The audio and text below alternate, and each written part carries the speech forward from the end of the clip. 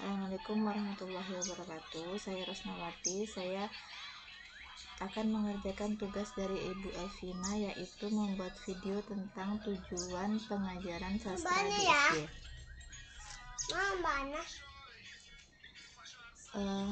Tujuan sastra di SD itu dibagi menurut per kelasnya masing-masing. Tujuan khusus di sini saya mengambil dari tujuan khusus di kelas, bukan di keseluruhan. Pertama yaitu kelas 1 sampai kelas 2.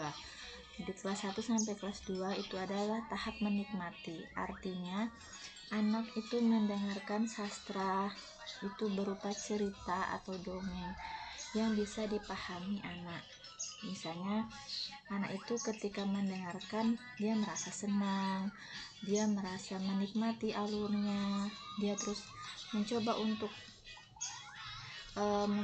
memahami dari cerita-cerita yang menarik yang menurut anak tersebut, dan itu adalah kelas 1 sampai kelas 2. Dan membaca dari kelas 1 sampai kelas 2 itu membaca sastranya disederhanakan, tidak rumit.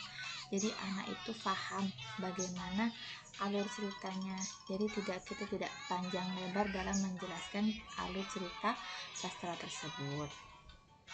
Selanjutnya itu kelas 3 sampai 4. Kelas 3 sampai 4 adalah tahap memahami. Artinya siswa menangkap pesan moral dan unsur cerita tokoh yang sedang diceritakan, atau bisa jadi latar dan alur cerita tersebut gitu. Jadi anak itu kelas 3 sampai 4 adalah tahap dia memahami dari setiap apa yang kita sampaikan. Misalnya kita menceritakan tentang cerita rakyat, maka anak itu akan mengikuti alurnya.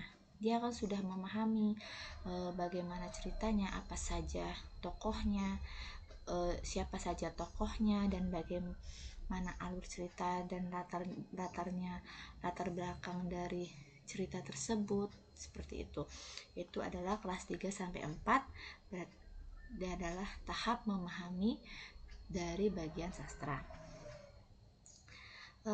Selanjutnya adalah kelas 5 dan 6 adalah tahap menghasilkan. Artinya siswa dapat menciptakan karya sastra yang berbentuk sederhana. Misalnya dia bisa membuat cerpen, puisi yang singkat, drama pendek, atau anak itu bisa menampilkan di depan umum. Itu tahap kelas 5 sampai kelas 6. Artinya anak kelas 5 sampai kelas 6 itu bisa dia berekspresi dan menyampaikan sastra dengan cara berekspresi dia. Jadi menurut saya sastra sebenarnya adalah untuk tujuan memahami bentuk karakter anak yang jadi sastra yang sebenarnya bertujuan untuk membentuk karakter anak yang peka, kreatif, berkarakter dan cinta bahasa Indonesia yang pasti. Jadi intinya sastra itu ingin menyampaikan dengan cara yang sederhana, yang bisa dinikmati, yang bisa dipahami oleh anak sesuai dengan umurnya. Terima kasih. Video tugas ini telah saya sampaikan dengan menurut dari pemahaman yang dari artikel, dan saya pahami dari inti artikel tersebut. Mohon maaf jika ada kesalahan dalam penyampaian. Wassalamualaikum warahmatullahi wabarakatuh.